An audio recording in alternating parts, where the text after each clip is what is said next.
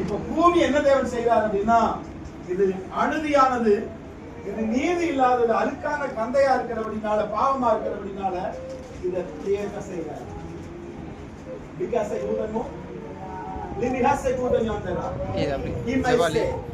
இது பூமி தேவ பார்வதிக்கு போறப்ப இது என்ன பண்றாரு அப்படின்னா, இப்படியே கசக்கி ஒரு தீ வச்சு வச்சு அப்படி இருக்கும்.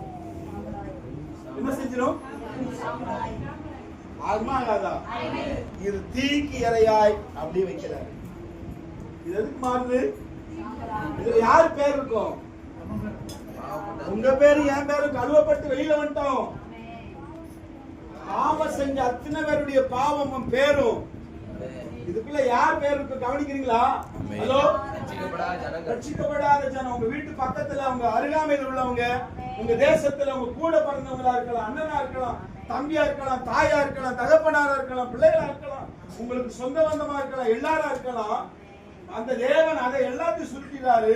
பைபிள் சொல்லுது, வானத்தை பேப்பரை போல சுருட்டப்படும், பூமியானதோ வெந்துரி சாம்பலாய் மாறி. இதுல யாருடைய பேர் இருக்குன்னு பாத்துக்கங்க. ரட்சிக்கப்படாத எல்லாருடைய பேர் இருக்கும்.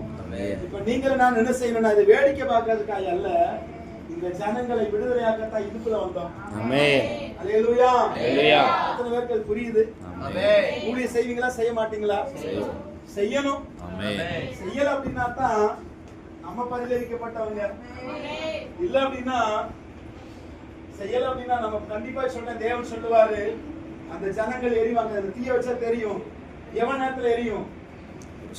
எல்லாருக்கும் ஒரு நேரத்தான் படைச்சார் கர்த்தர். பூமியை ஜனங்கள் இருக்கும்படியாய் குடி அமர்த்தினார் கர்த்தர். இப்ப என்ன பண்ணிட்டார் அப்படின்னா, தகுதியே இல்லாத நமக்கு அவருடைய சொந்த ரத்தத்தையும் சரீரத்தையும் கொடுத்து தகுதிப்படுத்தி இப்ப நம்ம உள்ள வந்துட்டோம். உள்ள வர முடியாதபடிக்கு எத்தனையோ ஜனங்களுடைய பேரு அதுல நிக்குது. அவங்க எல்லாம் என்ன ஆவாங்கன்னு தெரியல. மரணத்துக்கு நேராய் தானியேல் எழுதின சொல்லிட்டு தீர்க்கதரிசன புஸ்தகம் வாசிக்க கர்த்தருக்கு ஸ்தோத்திரம். தானியேல் 1வது அதிகாரம் 3வது அதிகாரம்